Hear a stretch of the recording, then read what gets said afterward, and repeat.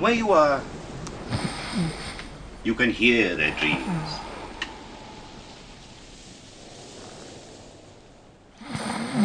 Captain Cat, retired blind sea captain, asleep in his bunk in the seashell shipping bottle ship-shaped best cabin of schooner house, dreams of never such seas as any that swamped the decks of his SS Kidwelly, bellying over the bedclothes and jellyfish slippery sucking him down salt deep into the Davy Dark, where the fish come biting out and nibble him down to his wishbone, and the long drowned nuzzle up to him. Remember me, Captain? You were dancing Williams. I lost my step in Nantucket. Do you see me, Captain? The white-born talking. I'm Tom Fred, the donkey man. We shared the same girl once. Her name was Mrs. Probert. Rosie Probert. 33 Duck Lane. Come on up, boys. I'm dead. Oh, me Captain. I'm Jonah Jarvis. Come to a bad end. Very enjoyable.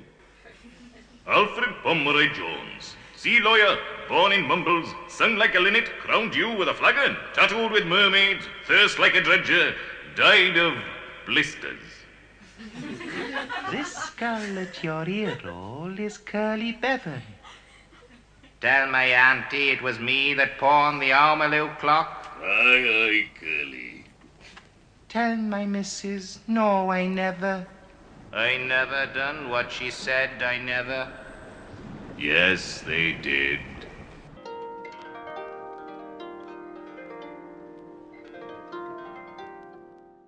And in the pink-eyed little cottage next to the undertaker's lie alone the 17 snoring gentle stone of Mr. Waldo, rabbit-catcher, barber, herbalist, cat doctor, quack, his fat pink hands palms up over the edge of the patchwork quilt, his bowler on a nail above the bed, his black boots neat and tidy in the washing basin, a bottle of milk stout and a slice of cold bread pudding under the pillow.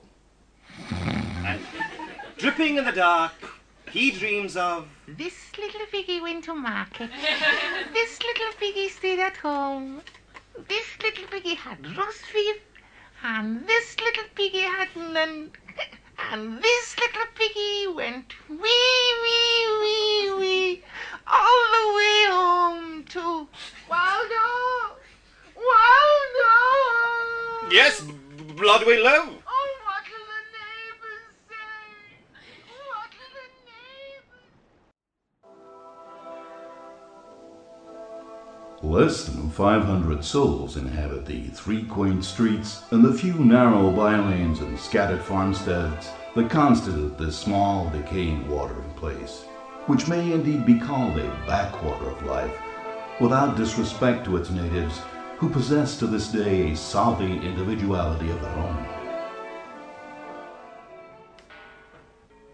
The Reverend Eli Jenkins, in Bethesda House, gropes out of bed into his preacher's black, combs back his bard's white hair, forgets to wash, pads barefoot downstairs, opens the front door, stands in the doorway, and looking out at the day and up at the eternal hill, and hearing the sea break and the gab of birds, remembers his own verses, and tells them softly to empty Coronation Street that is rising and raising its blinds. Dear Gwalia, I know there are towns lovelier than ours, and fairer hills and loftier far, and groves more full of flowers, and buskier woods more blithe with spring, and bright with birds adorning, and sweeter bards than I to sing their praise this beauteous morning. By Catherine Dress, tempest torn, or Moilier with fuzz glory, Carnate Llewellyn, beauty born, Plinlimmon, old in story.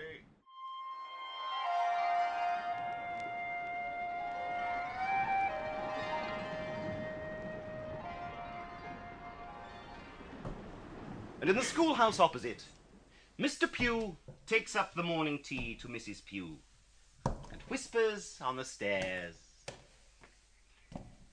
Here's your arsenic, dear, and your weed killer biscuit. I've throttled your parakeet. I've spat in the vases.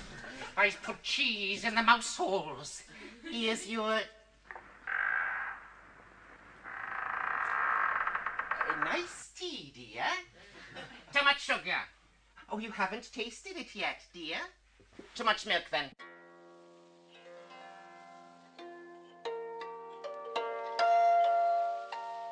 Mr. and Mrs. Bynum, waited upon by their treasure, enjoy between bites their every morning hullabaloo, and Mrs. Bynum slips the gristly bits under the tassel tablecloth to her fat cat.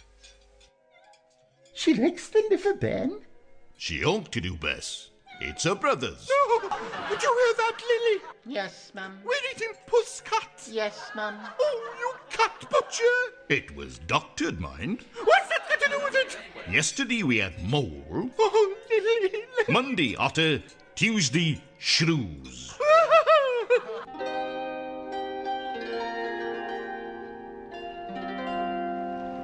And Captain Cat, at his window, hears all the mourning of the town.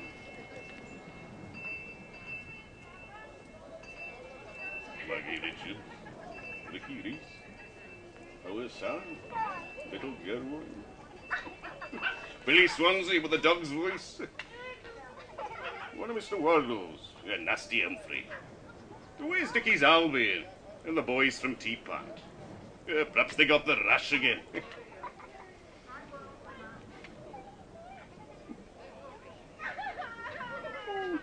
Somebody's hit Maggie Richards. Yeah, 2-1 it's Billy Swansea. Never trust a boy who barks.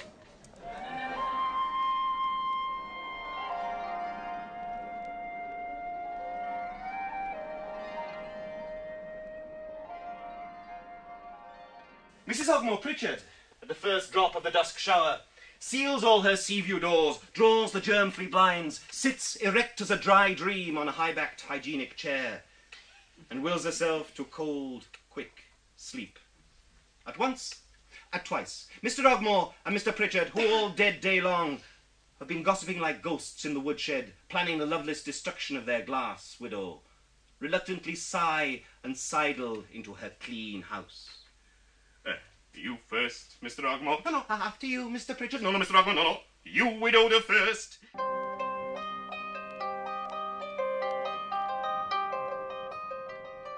Mr. Mogg Edwards and Miss Mivanby Price, happily apart from one another at the top and the sea end of the town, write their every night letters of love and desire.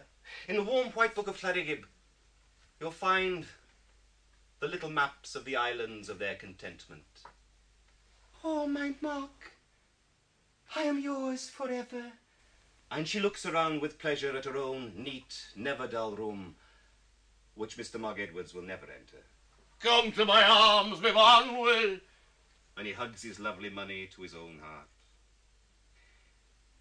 And Mr. Waldo, drunk in the dusking wood, hugs his lovely Polly Garter under the eyes and the rattling tongues of the neighbours and the birds, and he does not care. He smacks his live red lips. But it is not his name that Polly whispers as she lies under the oak and loves him back. 6 feet deep that name sings in the cold earth.